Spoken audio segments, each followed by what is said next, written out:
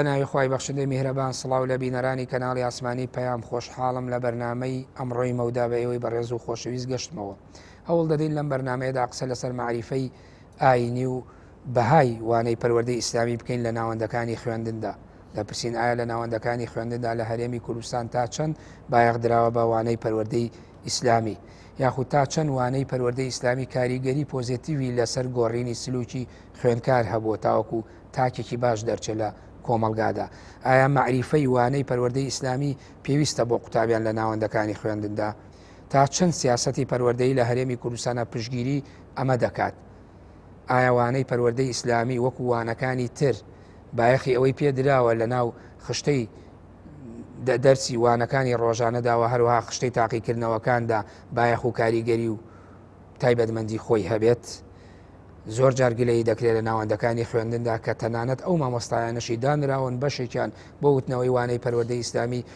معریفە و ڕۆشنبیریان لەسەر دەرسەکە تا ڕادەیە کەمترە، لەوانەیە وانەکانی تر بایەخێکی زیاتری پێ بدرێت. ئایا وانەی پەروەردەی ئیسلامی وانەیەکی لاوەکیە یاخود پێویستە لە دەرسی لە یەکێ لەوانە سەرەکیەکانە دابنرێت؟ قسە لەسەر ئەوە دەکرێت کە فێرکردن کێشەیەکی ئەوتۆی نییە بەهۆی پێشکەوتنی ئامێرەکانی تەکنەلۆژیا و ئەو هەموو کرانەوە و هەروەها کردنەوەی ئەو هەموو سنتەر و ڕێکخراوە وە قوتابخانەی جیاواز تا ڕادەیە کێشەی فێرکردن چارەسەر کراوە. ئایا وانەی پەروەردەی ئیسلامی لە ڕووی سلوکی و ڕەوشتی و پەروەردەیەوە پێویست نییە بۆ تەواوکردنی وانە فێرکاریەکان؟ ئەمانە کۆمەڵێت تەوەری سەرەکی بەرنامەی مەودامانە بە میوانداری هەریەک لە بەڕێزان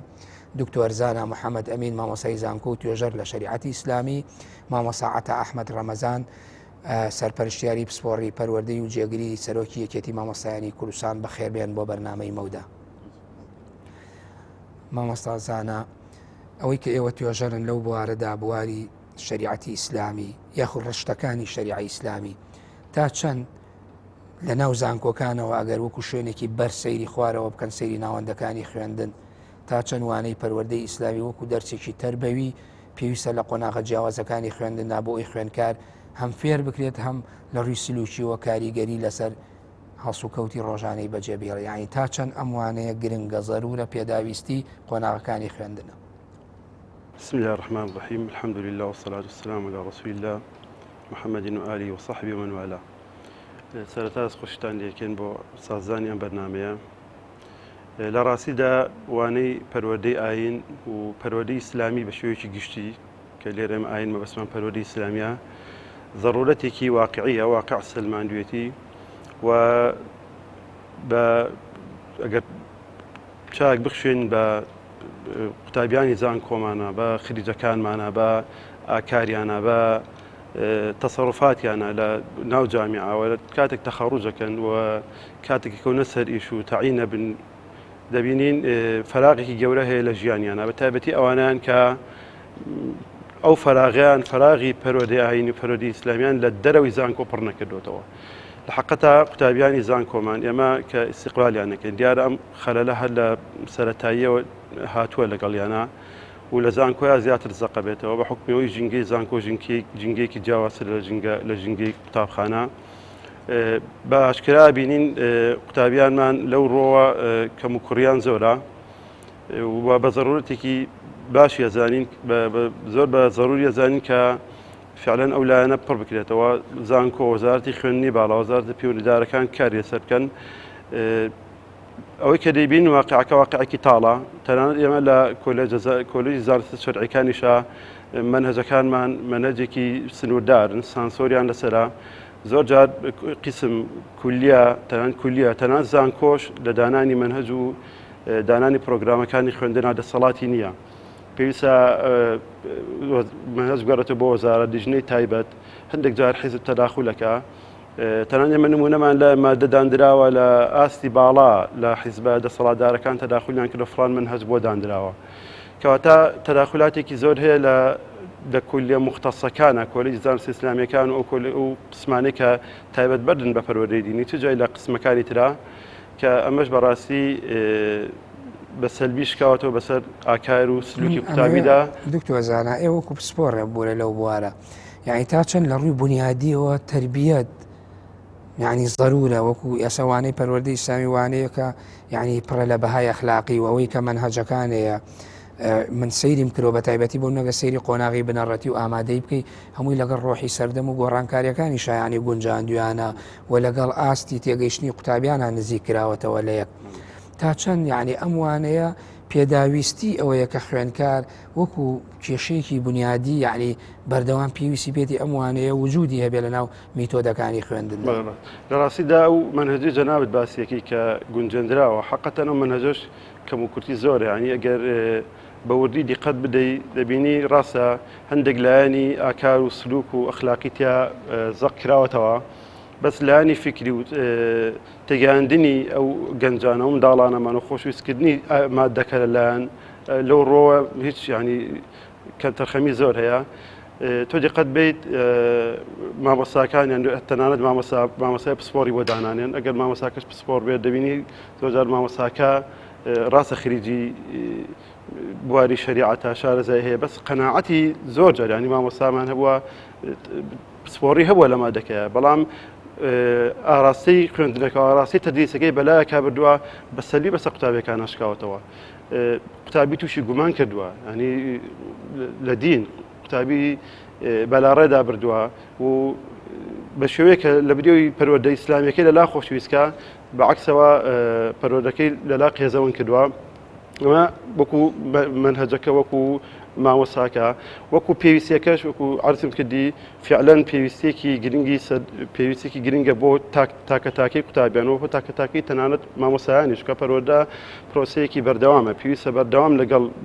لەگەڵ ئینسانە هەبێت لە مامۆسا بێت یان قوتابی لە زانکۆ بیان لە قۆناغەکانی خوازانکۆ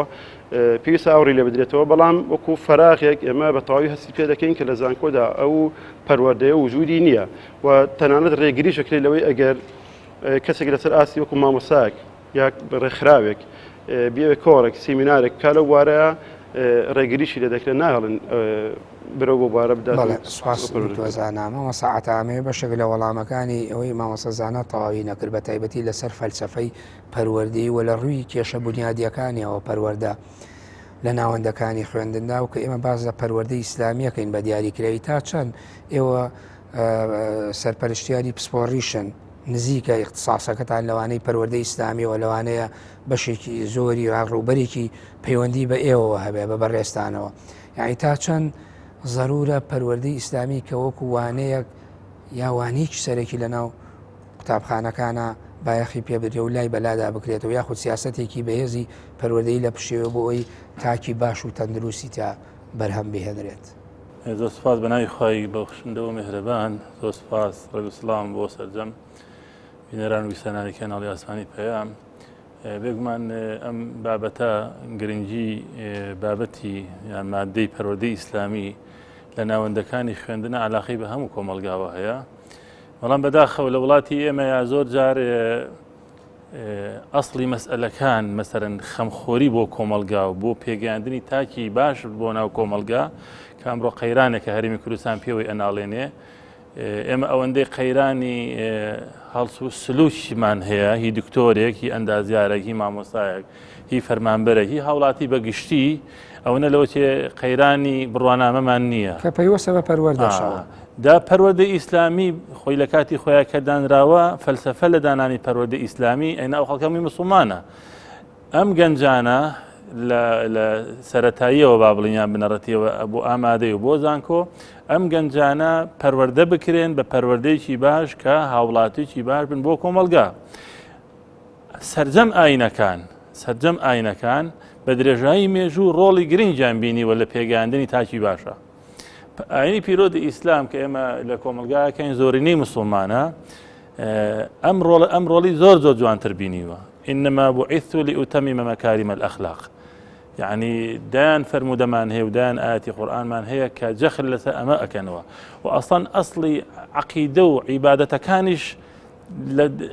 أمانجي سرشيا لعلكم تتقون خلق لخواب ترسي خلق روشي جوان بخلق أمانة يعني پروردة كردني إنسانا كان بەڵام بەداخەوە سیاسەتی ئەم حیزبانە دەسەڵات لە هەرێمی کوردستانە بێگوێ پێدانە ئەم مۆزوعانەکەمە مۆزوعێکی هەسیار و گرنگە و ئەسەن حکومڕانی لە کوردستانە خۆی پێویستی پێێتی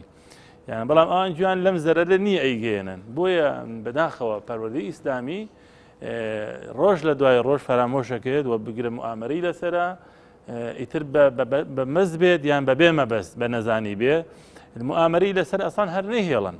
ئەسان هەر ببێ بە ئاین ناسی و ئەمانە پەروەردەی ئیسلامی نەمێن لە کاتێکە کۆمەلگا ئەمڕۆ لە هەموو کاتێ زیاتر پێویستی بە پەروەردەی ئیسلامی هەیە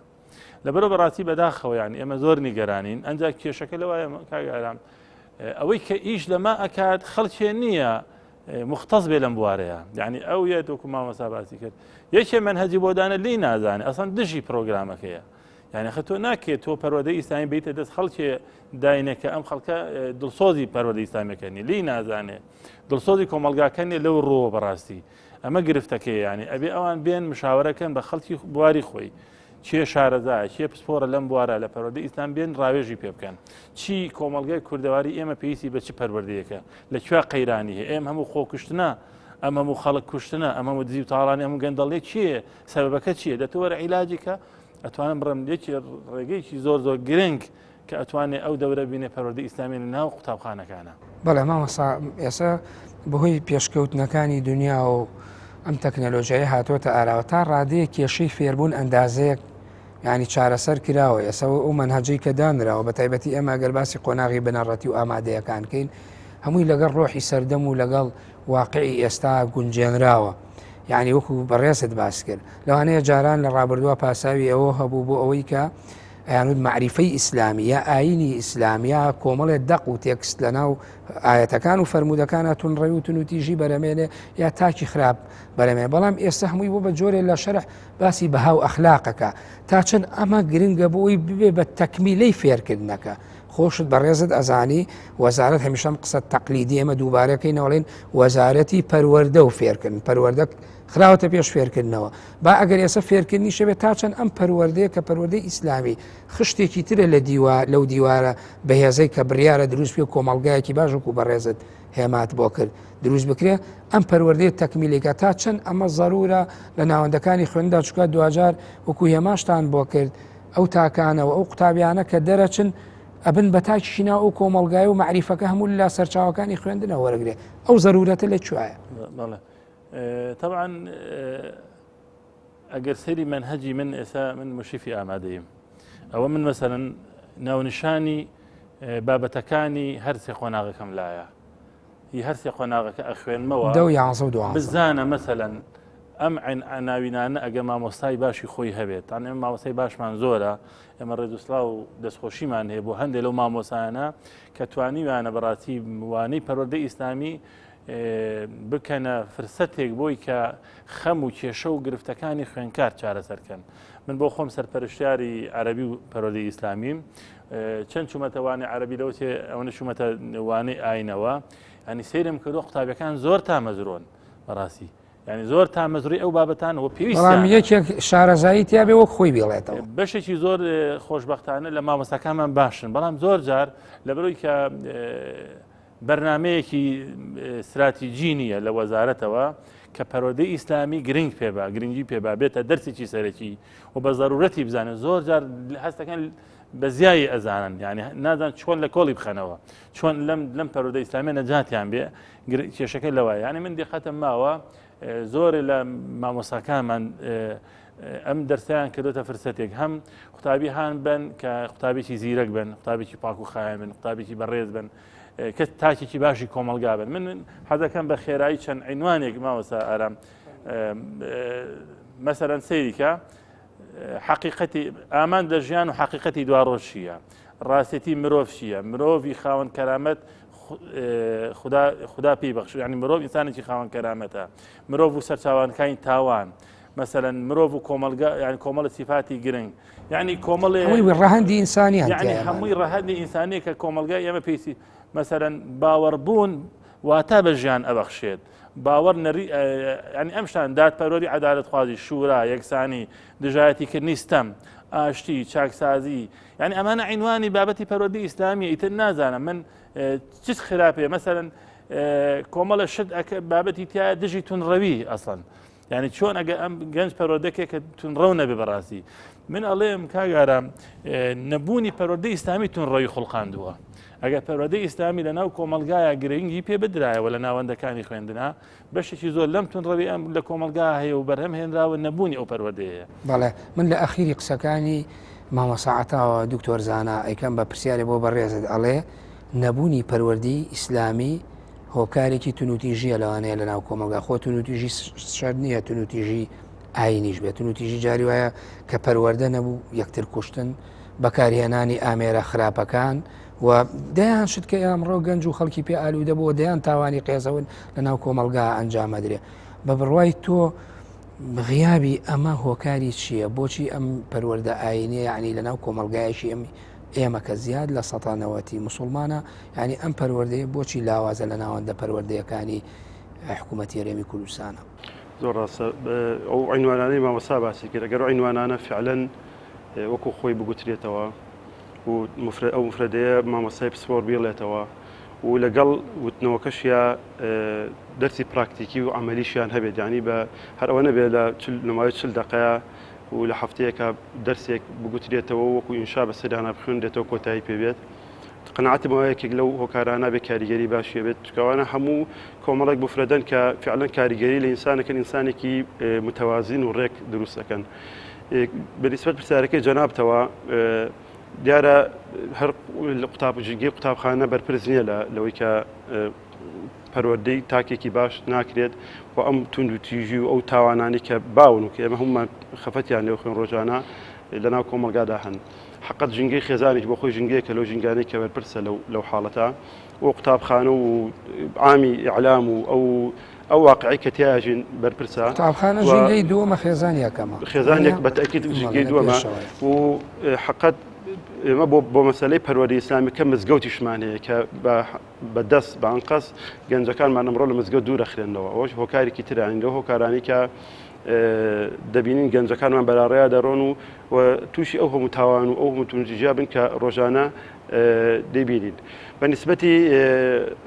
ئەوە بەنسبەت توندوتیژیەوە ئەگە دراسێک بکرێ بەحسێک بکرێ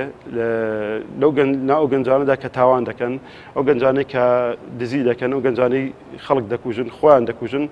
بزانی چەندێک لەوانە گەنجانی مولتەزی من بەدینەوە گەنجانی ئەهلی مزگەوتن لە حقەتا نەتیجەیەکی وامان دەسەکەوێت ناڕم لە سەدا یەک بەس لەوە چێ لە سەدا 1 بۆ 5 لەو گەنجانە گەنجانی نوێشکەر و مولتەزیم بن بەدینەوە و لەو گەنجانە بن کە پەروەردەکران بە پەروەردەیەکی ئاینی لەبەرەوە هۆکارەکە من دیسان هەدی گەرمەوە بۆ دەسەڵات هەر دەسەڵاتە دەتوانێت ئەم گەنجانەهان بدات دەرگای مزگەوتەکانیان بۆ بکاتەوە و حدێک بۆ ئەو نێرگەلەخانە و ئەو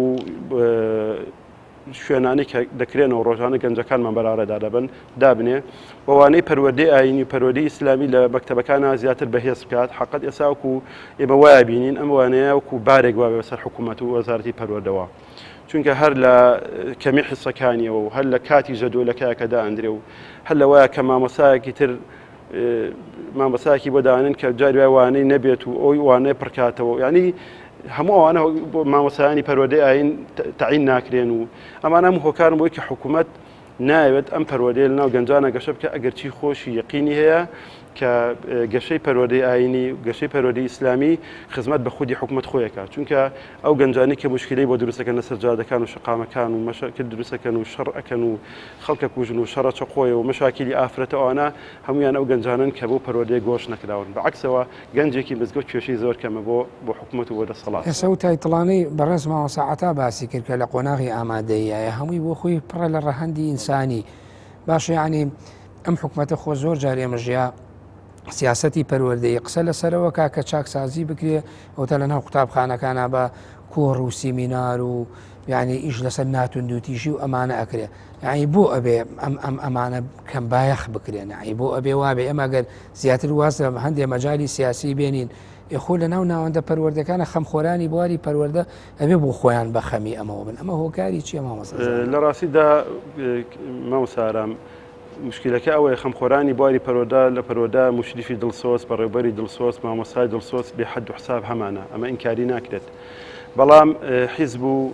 دەسەڵات دەستی خسۆتە ناو هەموو کایەکانەوە بەتایبەتی کای پەروەردە خۆ دەزانی لە دانوستانەکانی دروستکردنی حکوومەتە دوو وەزارەت بەتایبەتی وەزارەتی پەروەردە یەکێکە لە وەزارەتانی کە خەتی سوورە و ئەو حیزبی کە دەنگی زۆرە و دەسەڵاتی زۆرە ئەڵێم حیزبە بۆم ئەم وەزارەتە بۆ من هۆکارەکەی چی هۆکارەکەی ئەوەیە دەیەوێت پەروەردە بە ئاقارێکە بەرێت کە نظام داخلی و بەرنامەی حیزبەکە ئەیەوێت نەک بە ئاقارێکی تەندروستەکە کە کۆمەلگا پێویستێتی ینی خەلەلەکە لێرەدایە ئەگینا فعلەن لە وەزارەتی پەروەردە خەڵکانی دڵسۆزەیە فعلەن منهەجەکە لەگەڵ تێبینیمان لەسەری منهەجێکی باشە بەڵام ئایا ڕەهەندەکانی تری پەروەردەکردن گیراونەتە بەر لە حقەتە لەو ڕۆ کێشەیە و بەرپرسی یەکەمیش دیسان دەسەڵاتە ماوە ساعاتە ئێوە لە ناو ناوەندە پەروەردەیەکە ئەندازەیەک سەرپەرشتیارن یعنی ئیشتان لەسەر ئەوە نەکردووە بە تایبەتی ئەوانەتان ئێستا کە سەرپەرشتیاری پسپۆڕی زمانی عەرەبین تا ڕادەیەک ئیش لەسەر ئەوە بکرێ ینی ئەم وانێژ وەکو وانەکانی تر بایەخی پێ بدرێ ئێستا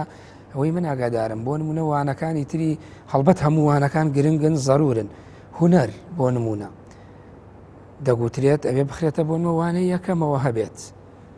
پەروەردەی ئیسلامی هەفتەی یەک وانەیە پێم وابێ هەفتەی یەک دەرسە جاری وای لە دەرسی ئەخیرەوە یا لە دەرسە لاوەکیەکانیشە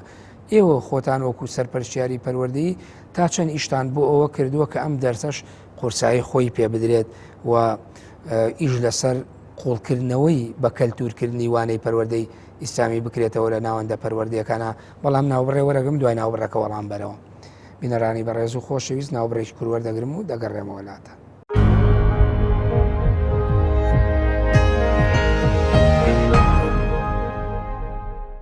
دووبارە سڵاو ماوە ساعەتا بەر لە ناوبڕەکە ئەو پرسیارەم کرد کە ئێوە بۆ خۆتان چیتان کردو بۆی ئیش لەسەر میانی گێڕانەوەی هاوسەنگی یاخود قورسایی وانەی پەروەردەی ئیسلامی بکەن بۆ ناوەندەکانی خوێن تاکو ئەو کێشانش هەمومان بەدەستیەوە بێزارین لە ناو ناوەندەکانی خوێن و پرۆسەی پەروەردە و لە کۆمەڵگاشە تا ڕادەیەک یعنی هیچ نەبێ ئەم پەروەردە ئیسلامی کە هەمومان وەسفەکەین و تعریفەکەین و پڕە لە بەها و سلوکیاتی جوان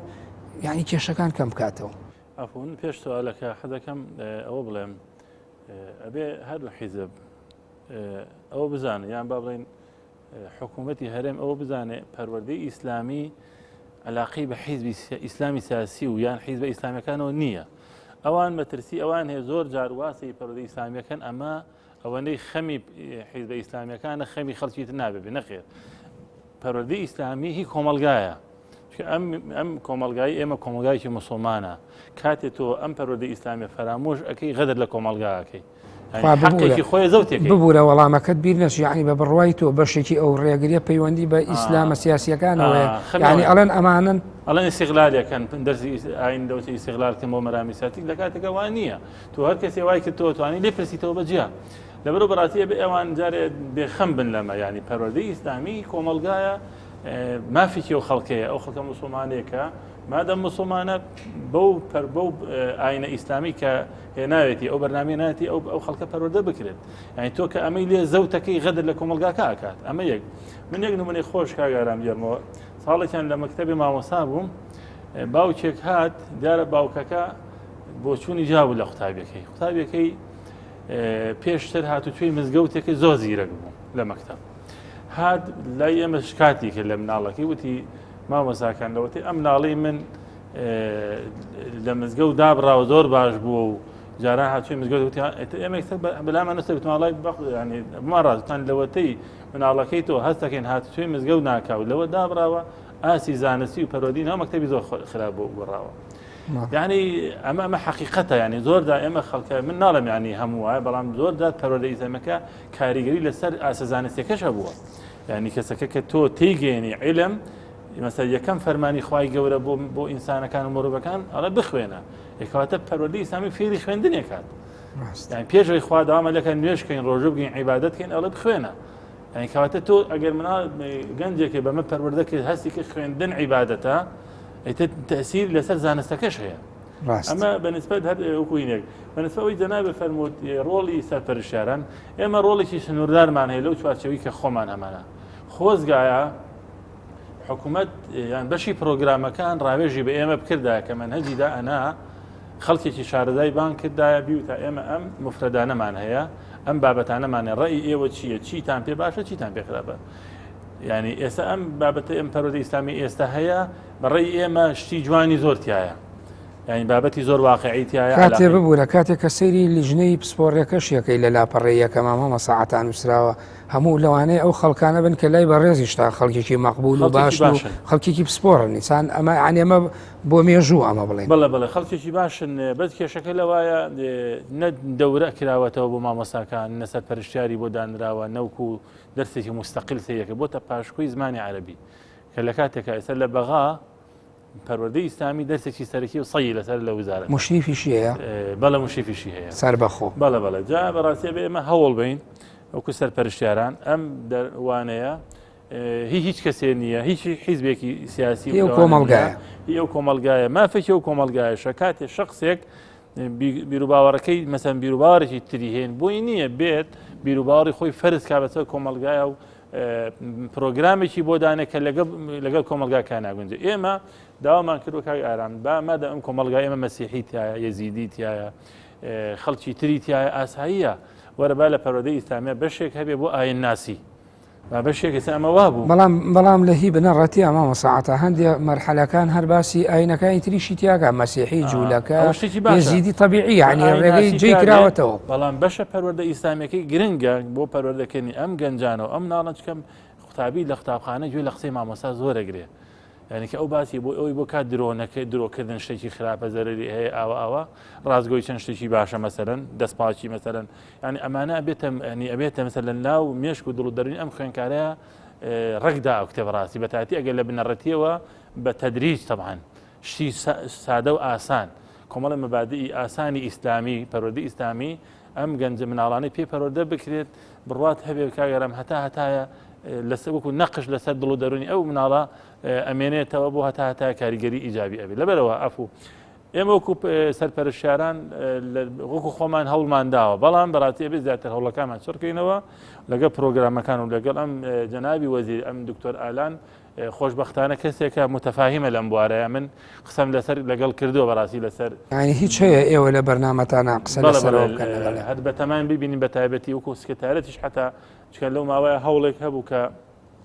پەروەردەی ئیسلامی لە قۆناغی ئامادەیان نەمێنێ بەڕاستی و منهەجیشیان بۆ دانابوو بەڕاستی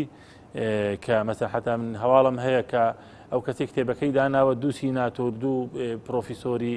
ئەمریکین و مەسیحین هاتوون ئاین ناسییان داناوە بۆ گەلێکی مسلمان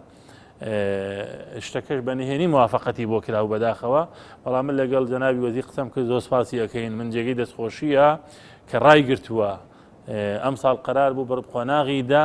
ئاین ناسی بخێنن یعنی ئەگەڕانە گیرایەوە ئێوە ئاوا گفتوگۆتان نەکردایە لەوانە بوو ئێستا بچواتە بواری جێبەجێ خۆشی قەنەعەتم وایە خۆشی کەسێکە جەنابی وەزیر قەنەعەتم وایە خۆشی بڕای بە واقعا نەبێت بڕای بەوە نییە کە مەسەلەن پەروەردەی ئیسلامی نەمێنێ و ئێمە ئومێدەوارین کە بتوانین زیاتر و توێژی لەگەڵ بکەین ئەم پەروەردەی ئیسلامیە بە شێوەیە تەوزیف بکرێت خزمەتی کۆمەلگا بکات من ئەفو یەک نمونە بیەرمەوە من چوون بۆ مالیزیا قوتابخانەیەکی زۆر نمونەییمان بینی بەس چیان کردبوو هاتبوون ئەسلەمی هەموو عیلمەکانیان کردبوو مەسەن تۆ فیزیا ئەخوێنی ئەم فیزیایە لەم بوونەوەرەیە کە هەیە یاساکانی خوا دایناوە کەواتە هەمووی ڕەبتی بە بوونی خوا و بە گەورەی خواوە هەیە چیمیا عینیشتە ئەحیا عینە وا لەم چیمیا و فیزیا و ئەحیایەکەی وەکو عیلمێکی مجەڕەد ناخوێنرێ ئەو کاتە تۆ ڕەبتێکیتەوە بەدینەوە کە ئەمە لای خوێنکار خۆشەویست ئەبێ بەڕاستی عیلمە مجەڕەدەکانیش ئەبێتە بە خۆیمەوە سەعاتاگەرۆک و بیرخستنەوەی هەم فەیلسوفە کۆنەکانی دنیای ئیسلامی زوو و هەروەها هەم حجرەکانیش خۆتان معلومی بەڕێستانە دکتۆزانە یعنی بۆ خۆی ئەم عیلمە تەجریبیانیان تێکەڵ بە علومی شەرعی و مەسەلە ڕۆحیەکانە کرد مەبادی عیرفانی ڕۆحیەکان ڕاستە سپاس ماوە ساعتە دکتۆرزانە ئێوە ناوەندێکتانەیە وەکو یا سنتەری ڕۆشنبیری حیکمە دەستگای نوری حیکمە ئەمانە کۆمەڵە دەستگان یاخود لە چەندین یا هەر هێزە ئیسلامیەکان یا خەڵکی تریش لە دەرەوەی ناوەندە پەروەردەیەکان یا سیستەمی پەروەردەی حکوومەتیێرێم چەندین دەستگای کرۆتەوە بە ناوی پەروەردەیە تا چەند ئەم دەستگانە توانیویانە ئەو فەراغانە وەکو ماوەساعەتا باسی ڕۆڵی مزگەوتی کرد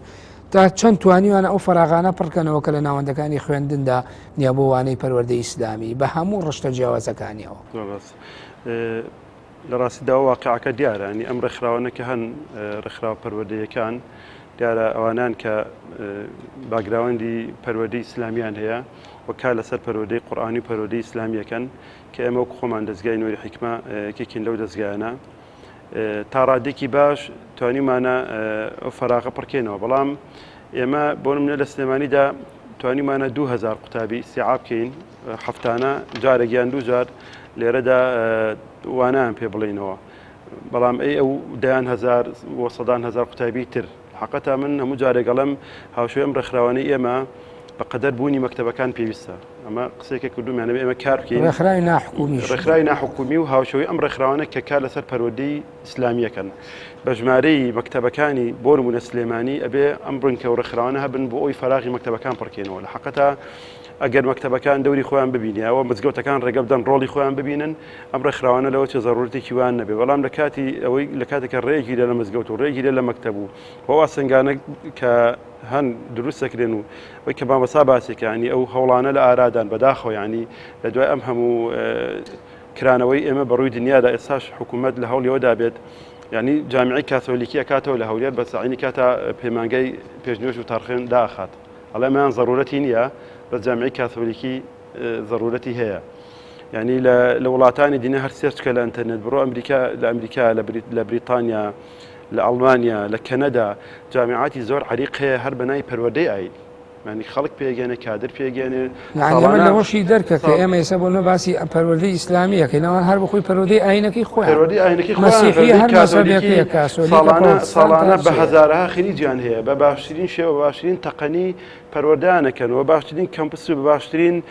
جامیعان هەیە باشترین خزمەتگوزاریان هەیە پارێکی خاڵی سەرفەکرێت و حکوومەتی جامیەکە خۆشەویستی شیەکات ینی بەس بڕۆ ناو کەمپی جامیعەکانیانە بڕۆ ناو سایتەکانیانە بزانە چ جامیعەیەک هەیە بۆ ئەوبارانە بۆ ئەم حساسیتە هەیە حقەت ئەم حساسیتی ئەم حکوومەتی خۆمان دەسەڵاتە کوردێ لە 20 ساڵەیە کاریگەری هەیە بۆ لەسەر کاڵکردنەوەی پەروەردەی ئیسلامی و کاریگەریەکەش دیسان بە سەلبیە گەڕێتەوە بەسەر کۆمەلگا و زیادکردنی ڕێژەی تاوان زانە ئێوە هیچ بۆ خۆتان ئەم سنتەرانی سەلوانەیە ئەم دەستگای ئێوە زیاد لە 10 ساڵە بۆ لە 2010ەوە تا ئێستا پێم وابێ هەیە ینی ئێوە بۆ خۆتان ڕاپرسیشتان کردووە نەتیجە و یا دەرەنجام و لێکەوتە ئیجابیەکانی بزانن چییە هیچتان کردووە یاخود ئەمە هەر بەڕێستان وەکو ئەوەی کە هینتان هەیە خۆشەویستیەکتان بۆ دەستگاکەیە وەسوێکەن و باسی ئەوە بکەن کە ئەم دەستگانە ڕۆڵیان بینیوە لە پەروەردەکردنی تاکدا حقەت ئێمە ڕۆژانە و هەفتانە فیدباکی باوکانی و قوتابیمان بۆ دێتەوە کە دەستخۆشیمان لێ دەکەنەوە بۆ خۆی جێگای ئەمەلێک بە ئێمادە بۆی زیاتر ئیشکەین و خۆشمان مناڵمان لێرە ئاساری پەروەردەکە لە مناڵی خۆمان نبینین و لە ڕووی ئەکادیمیشەوە بەڵە چەندین جار بەحث و لێکۆڵینەوەمان کرد ئێمە تازەترین توێژینەوەمان لە تازەترین مؤتەمەری جامیعەی گەرمیان لە ئەم ساڵی 2009 لە مانگی دەیە سیوەکیدا توێژینەوەیەکمان پێشکەش کرد لەسەر ڕۆڵی ڕێکخراوە ناحکومیەکان و دەستگای نوێری حیکمە و نمونە وەرگیرا بوو کاریگەری ئەم دەستگایانە و دەستگای نوێری حیکمە لەسەر پەروەردەی تاک لە کۆمەلگادا کۆمەڵێک پرسیار لە ڕاپرسیەکەدا تیا لە ڕاپرسی بڵێ بەحسەکە کۆمەڵە پرسیارمان بڵاو کردەوە بەناو قوتابیاندا و سەمپڵمان وەرگرت لە بڵێ لە سلێمانی و لە هەولێر و لە گەرمیان و لە شارەزور و لە منتیقی لە ئیدارەی ڕاپەڕین و لە هەموو ناوچەکان بەڵێ و بە هەموو لە هەردوو ڕەگەزی نێرومێ و لە گەورە و بچووک ینی لە خاوەن بڕوانامەی دکتۆراوە تا مناڵی با بڵێن سەرەتایی نابەست چکار سەرەتایی لە باوکو دایکی ئیلمان وەرگرت ڕاپرسیەکەمان وەرگرت بەڵام لە مەرحەلەی ئەعدادیە لە خۆیان ڕاپرسەکانمان بە خۆیان کرد نەتیجەکان حەملا نەتیجەیەکی زۆر باشە ڕێژێکی زۆر لەوانەی کە لێرن سوودیان بینیوە و باوکو دایکیان شایەتی دەدەن کە سلووکیان گۆڕاوە و کاتەمە لە ئەنجامی ئەگەر پەروەردەیەکی باشە ناوەندی خوێن ناوێت زەرور نییە ئەم دەستگانەی ئێوە بەتاکید ئێمە هەموو جارێ ئەگەر مزگەوتەکان بهێڵن ڕۆڵی خۆیان بگێڕن و قوتابخانەکانیش ڕۆڵی خۆیان ببینن لەم بوارە لە بواری پەروەردەی ئاینیە ئێمە لەوە چێ زەرورەتمان نەبێت پێویست نەکات ئێمە بەڵێ سوپاس ماوە ساعەتە ئێستا لەوانەیە یەک کار ئاسانیەک بۆ ئێوە هەبێت کە ئێمە لە وەڵامەکەی پێشووە بەڕێزت باست لە نەبوونی سەرپەرشتیاری وانەی پەروەردەی ئیسلامی کرد بەشێکی زۆری ئەو مامۆستایانەی کە پسپۆڕی زمانی عەرەبین دەرچوونی کۆلێژەکانی شەریعە و ڕەشتە جیاوازەکانی ئوسوڵی دین و بابەتە ئاینیەکان لەوانەیە ئەمە کار ئاسانی بۆ ئێوە بکە ئێوە یعنی جەختان لەوە کردوێتەوە ئیشرافێک یا مشریفی سربەخۆ پسپۆڕی چ ئیداری هەبێ بۆ ئەوی بۆوانەی پەروەردەی ئیسلامی تاوەکو ئەوەی بتوان بەشێک لەو کێشانەی کە لە ناوەندەکانی خوێن لە خوارەوەی ئێوە لەسەرەوە دەست پێ بکەن چارەسەری بکەن. تا ئێستا تەوانە بەجەختمان کردوەوە بەتەکی داوامان کردووەکو هەتاکو مەکتەبی سکرتارێت ئێمە لە بە وەزیر ماوتووە سکرتارێتی یەکێتی مامۆسایانی سکرتارێت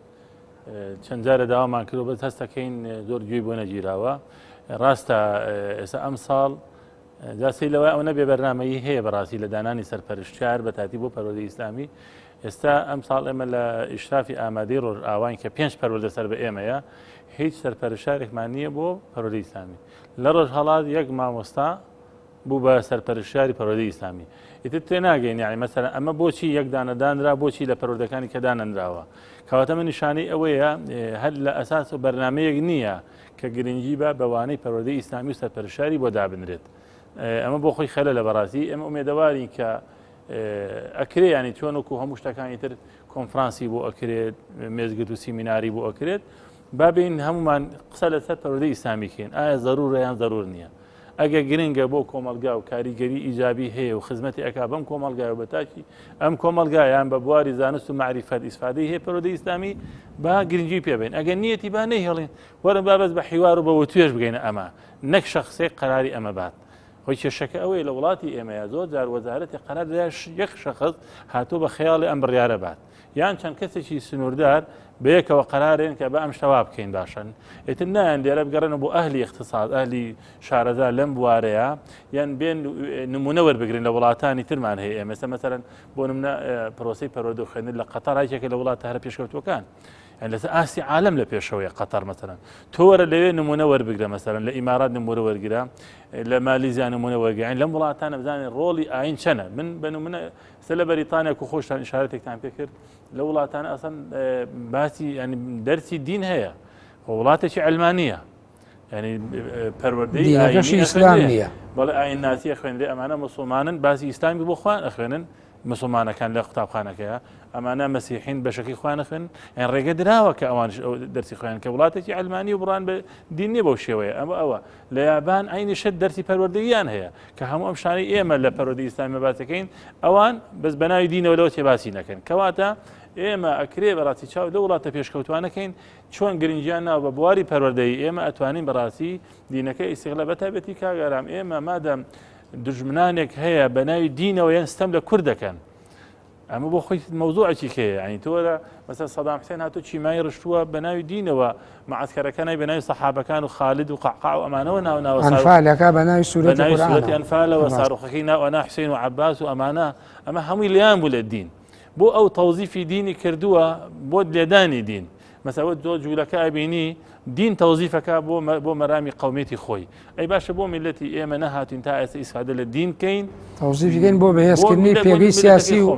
چیانی سیاسی بەڕاستی بەد ئەمە خەلەلێکی گەورەیە یعنی حکومەت ئەگە بزانێ ضرورەتی دین و پەروەردەی ئیسلامی چەند گرنگە بۆ حکومەتەکەی خۆی پێشەمشتێ بۆ دام و دەستگاکانی دەوڵەت کە ئەمڕۆ پڕێتی لە گەندەڵی و ناعەدالەتی ئەو شانە بەڕاستی خۆی ئەبێ مەمنون بێ بە داوا لە خەڵکانێکی شارەدا و پسپۆرتکە کە گرنگی بن سەعەتا بە بڕای ئێوە دەستگایەکی دیاری وەکو یەکێتی مامۆسایانی کوردستان خۆت ئەزانی بە ڕێز و جێگری سکرتێری ئەو ڕێکخراوەی یعنی فەلسەفەی ئیشکردنی ئەوە بۆ چاکردنی یا یعنی هێنانەکایی ئیسلاحن لەناو پرۆسەی پەروەردە و فێرکردن ئەوەی پەیوەندی بە گوزەرانی مامۆساوە هەبێ ئەوەی پەیوەندی بە ژیانی خوێندن و پەروەردە و فێرکردنەوە بە یعنی پێدوانیە تۆژ یعنی ئەوەندی ئەو ڕێکخراوە جاری وایە لە ڕووی یعنی سەرقاڵە بێ بە کۆمەڵەشتی ئیداری و لاوەژینی ناوخۆوە ئیش لەسەر فەلسەفەکەی خۆی و ئیش لەسەر معریفەکەی خۆی کە پریتە لە معریفەی پەروەردە و فێرکردن و دروستکردنی ڕێفۆرم لە ناوەندەکانی خوێندن و سیستمی پەروەردە و فێرکردنا لە هەرێمی کوردستان بەوانەوە خەریکە بەمانی ترەوە خەریک نابێت ڕاستە من لەگەڵتە ئیشمان کردووە ئەتوانم بڵێم هەندێک پرۆژەمان هەبوو لەوانەیەوانەی ئێوە جاوێ لە ئاستی تاکابێت خۆیەکەوەی چێتی وەکو مەکتەبی سکرتاری پرۆژەمان هەبووە مەسەلەن لەگەڵ وەزارەتی پەروەردە بە تایبەتی و لەگەڵ خوێنی باڵاشە نسبەتێک بۆ پێشخستنی مەسەلەن بواری پەروەردە و فێرکردن و لە بوارە جیاجیاکانە بەڵام بەڕاستی فعلا قسەکەی جەنابتە کەم تەرخەمیمان زۆرە مەفروض وایە چێتی مامۆستان کە نوێنەرایەتی سەردەم مامۆستانی کوردستانەکە ئەبێ سەیری هەموو پسپۆڕیەکان گرنگی بە هەمویان بە خەمی هەموو پسپۆرەکان بخوات لە چ بوارێکە هەست بکرێ خەلە لە هەیە کەم و کورتی هەیە بڕازی مەفروض پرۆژەی هەبێ بۆ چاکسازی لە بوارەیە ئێمە ئێستا هەستەکەین لەم بوارەیە خەلل هەیە بەڕاستی کەم و کورتی هەیە و مەسەن دژە بەرنامەش هەیە ئەسڵان من ئاگادارم مەسەرەن خەڵکێک چۆتە لای وەزیری پەروەردە هاتووە ئاەتێکی یەک وانەی هێناوە لە پەروەردەی ئیسلامی کە یاسای محارەبەی پێوترێ ئەوانەی کە دژایەتی ئەنێنەوە لە ناو کۆمەلگایان دژی حکومەتن کە دژی حکومەتن ئەن یقەتەلوا ئەو یوصەلبوا ئەو تقەطع ئەیدیهم ئەو شتانە باتەکە ئەو هاتووە قەنەعەتی بە وەزیر کردو وەڵا وتوێتی ئەم پەروەردەی ئیسلامی داعش پەروەردە ئاکا بەداخەوە یعنی تۆ وەرە گوێ بۆ کە مەسەلا کابرا داتایەکت لە بەردەسایە تۆ تابزانی چەند لەوانەی کە داعشن پەروەردەی ئیسلامی ناوەندەکانی خوێندن بەرهەمیێناون تۆ بە گوێیکی دژی پەروەردەی ئیسلامی قسە بکە قسەکەی ئەوە وەربگری ئەمە یەک دوو بۆ نایەک وەزارەت دیراسەیە بکات ئەحساییە بکات ڕاپرسیە بکات لە مامۆستاکانی پەروەردەی ئیسلامی لە خوێندکارەکان کاریگەری ئیجابی پەروەردەی ئیسلامی تا چەندێک هەیە هەر ئەوە ناڵێم من هیچی کە ناڵێم. سپاس مامۆستا دکتۆر زانا ئێوە لە ناوەندی زانکۆوان زانکۆکان ئیشیان بەرهەمهێنانی ئەبێت بڕیارەوە ئەبێت توێژینەوە و هەروەها بەرهەمهێنانی معریفەی جیاواز بێت لەسەر و ناوەندەکانی خوێندنەوە بە بڕوای تۆ کاتی ئەوە نییە تەنانە وەزارەتی خوێندنی باڵاوە مامۆساکانی زانکۆ و توێژەرەکان کە ئەگە قەرار بێ مامۆسای زانکۆ جگە لەوەی دەرسوتنەوە کە یانێت توێژینەوە لە زانکۆکانەوە بەرهەم بێ یعنی ئیش لەسەر ئەوە بکەن دیراسی بکەن ئەم پەروەردانە چ پەروەردەیەکیان گونجاو و باشە یعنی ئەمانە بکرێتە ناو ناوەندەکانی خوێندن و ئیشی لەسەر بکرێت کە کۆمەلگا بخرێتە ژێر کاریگەری ئەم پەروەردانەوە بۆ ئەوەی کۆمەلگاکەی ئێمەش کۆمەلگایەکی پێشکەوت و مەدەنی بێت و دوانەکەوێت لە ڕێزی کۆمەلگا پێشکەوتەکانی دنیادا مامۆستا ئێمە کێشەمانەوەی لە کوردستان هیچ بڕیاری سیاسیمان اقتصادیمان تربەویمان هیچ بڕیارێکمان لەسەر ئەساسی توێژینەوە نیە وەکو مامۆستا ئاماژەی پێکرد ئێمە هەڵی گەوری سیاسیمان کردووە لە هەرێمە لەسەرەوەی کە قسەی کەسێک بۆیان مەجلیسی بگویان حیزبێک بووە لەسەر ئەساس توێژینەوە بڕیارە سیاسەکە نەدراوە و هەڵی گەورەی ئابووریمان کردووە بە هەمان چۆ لەبەر بڕیاری کەتە کەسێک دوو کەس بووە بڕیارێکیان داوە میلەتێک تووشی هەلاکەت بووە بە هەمان شێوە لایەنە پەروەردەیەکەش هەروایە ئێمە الحەمدولله ئێستا بەشێکمانێ بەناوی بەشی پەروەردەی ئاینەوە 3 ساڵە دامەزراوە بە زانکۆی سلێمانی ئیش لەسەر ئەم بابەتانەکە بەجددی ئیش لەسەر بابەتاکەینەوە ساڵ قوتابەکانمان لە قۆناغی سێن ساڵی ئایندایەتر حاولاکەن تەطبیقاتیان هەبێت لە قوتابخانەکانە بۆ ئەوی دواتر دەرسن ببنە مامۆستای پەروەردەی ئاین و باشیش پەروەردەمان کرد منهەجێکی باشیانەوە تا ڕادێکی باشی لە سەرۆکاتی زانکۆی سلێمانی حڕیەت و ئازادیمان پێدراوە لە تەنانەت لە دانانی منهەجیشا بۆ ئەوان بۆ ئەو قوتابیانەی خۆمان و بەباشی لەگەڵیان هاتوین و مؤتەمەریشمان بەدەستەوەیە کۆنگرەمان بەدەستەوەی لە بواری پەروەردەی ئاینە و دراسەکردنی ئەو لایەنانە و ئیجابیات و سلبیات و چۆن ئەم بوارە پەرە پێ بدەین بەڵام هەمووی دەکەوێتە سەرەوەی تەوسیاتی مؤتەمەرەکە نەتائیجەکان تا چ ڕادێک وەزارەتی پەروەردەیشی بۆکەن بۆ ئایندە شی بۆکەن ئێستا قوتابەکانمان ئامادەن بۆ مؤتەمەریشمان لە خەیاڵدا کە ئینشاڵڵا ساڵی ئایندە ئیشی بۆ بکەین و مؤتەمەرێک بکەین و ئەو کە پەیوەستە بە بواری پەروەردەی ئاین کۆمەڵێک بەحوسی باش و کۆمەڵی توێژینەوەی باشی تیا پێشکەش بکرێت تەوسیات و ڕاستپاردەی هەبێت ئێمە تەوسیات و ڕاستپاردەکە دێن لایەنی پەیوەندیدار بەس گرنگەکە ئەوەیە تا چ ڕادەیەک لایەنی پەیوەندیدار ئیشی لەسەر دەکات و ئیشی پێ دەکات یعنی خاتە بواری جێبەجێکردنەوە لێرەدا کێشەی هەموو مؤتەمەرەکان ئەوەیە کێشەی هەموو توێژینەوەکان ئەوەیە کە ئیشی پێ ناکرێت لە لای ئێمە بۆ لەبەرەوەی ئەو عەقڵەتی کە لەسەرەوەیە ئەو عەقڵەتی کە دەسەڵاتدارە بڕوای بە توێژینەوە نییە و بڕوای بە نەتیجەی توێژینەوە نییە بەڵام لەوانەشە خۆ ئەگەر تۆزێ ڕەخی ناوەشی بگرن بەشێکی کەم تەرخەمی لە مامۆستاکان جاری وایە خۆشەوەیەکی ناکرێ توێژینەوەی جوان بەرهەم بێت و بکرێ بە ئەمری واقع تاوەکو جێبەجێ بکرێ شتی وا نابێت بەڵام لە کوردستانە ئەوەی ئێمە دەیبینین هەست ناکەم ببێت ینی مامۆستا زانا سوپاس من ماوەی بەرنامەکەم تەواو ئێمە دو قسەت بە کورتی لەسەر معریفەی ئاینی و وانەی پەروەردەی ئیسلامی لە ناوەندەکانی خوێندن و پەروەردەی هەرێمی کوردستان ئاگە دو قسەیەک شکت ما بێت بۆ بینەران دو قسەی من ئەوەیە یەکەم ڕووم لە حکوومەت و لە دەسەڵاتی کوردیە کە حەساسەتی بەرامبەر ئەو مادەیە هێتی نەیمێنێت لەبەرەوەی کە قیاداتی خۆیان سەرکردایەتی خۆیان هەمویان خریج و دەرچووی ئەو پەروەردەی ئەو حوجرە و مەدرسەی دینیانن و با سەیری وڵاتانی دنیا بکەین بە سەیری وڵاتانی غەرب بکەین و سەیری وڵاتانی ئیسلامیشکەین کە حیزبەکانی دەسەڵاتداران عەلمانیشن بەڵام دەبینەوە حساسیەتیان نیە مامۆستا باسی مالیزیای کرد من خۆم مناڕم لەو قوتابخانانەی مالیزیا هەبووە هەموو ڕۆژەکانی هەفتە دەرسی یەکەمیان ئاین بوو هەموو ینی پێنج ڕۆژ لە هەفتەیەکە داوامیانە بوو پێنج دەرسی ئاینیان هەبوو دەرسی یەکەمیش بوو هەر پێنج دەرسەکە يعني دەسەڵاتدارەکەش دەسەڵاتدارێکی ئیسلامی نەما العلم دەسەڵاتداری حاکم لە مالیزیا بەدەبرەوەی میلەتەکە میلەتێکی مسلمانەوە دراسە کراوە کە ئەم پەروەردەیە ئاینی میلەتەکە و هەروە دراسە کراوە کە ئەم پەروەردەیە ڕووی ئیجابی هەیە بۆ پەروەردەی تاکەکانی کۆمەلگا لەبەرەوەی حساسەتی پێی نییە ئەمانش ینی بەخوا نابچنەوە ئەو حساسەتی لەگەڵ ئەم مادەیە هەیەیانە نەیهێڵن وەلایانی پەیوەندیداریش کە پەروەردەیە دیسان چاکسازی بکە هەم لە منهج ئەگەر پێویست کات و مامۆستا جدول حصة أوانە هەموو ڕووی دەم لەوان و ئەو شتانە بکرێت ئینشاڵڵا و پەروەردە بەرە پێش ڕۆ. سوپاس دکتۆر زانا ئەمە ساعتا دوا دەرفەت بۆ بەڕێز ئەگەر شتێکت ماوە لەسەر کۆی تەوەری بەرنامەکە فەرموو بە بینەران بڵێ. سوپاس وەڵامی من ئەڵێم من بابەتەکانی پەروەردەی من ناڵێم ئەم پرۆگرامی کە هەیە لە 100 تێروتەسەرە کەم و کوتیشی هەیە بەڵام لە باشیەکانی زۆرترە باشی زۆرە ئەکرێت بەردەوام چاکسازی تیا بکرێ و پێداچوونەوەی پیا بکرێ و دابڕژرێتەوە بەڵام من ئەوەی کە بینیومە ئەم پەروەردەی ئیسلامی کە ئێستا ئەیبینم کۆمەڵی قیەم و بەهای گرنگ باز ئەکات کە ئەمڕۆ تاچی کوردی زۆر پێویستی پێێتی